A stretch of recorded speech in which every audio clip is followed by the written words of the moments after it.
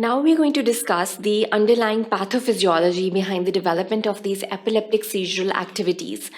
So there has to be this particular pathophysiology which is relating to this abnormal outburst in the central nervous system. What is causing this outburst can be easily shown diagrammatically over here. We have the presynaptic vesicles, which are basically rich in the calcium vesicles, and that is basically going to be released into this postsynaptic area, and that is going to be uptaken by the postsynaptic vesicles, as you can even see over here. So these vesicles, this calcium release in this particular area postsynaptically is very important, and these are basically going to be taken up by the postsynaptic vesicles over here. So this is how it is shown over here.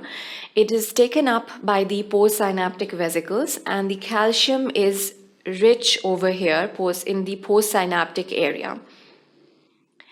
After that, the calcium channels are bound by this release of the postsynaptic vesicles, and this release of the and this binding of the calcium channels over here, that is seen particularly over here diagrammatically, that is going to again release the even the sodium channels are going to be activated over here, and that is basically the major underlying pathophysiology over here.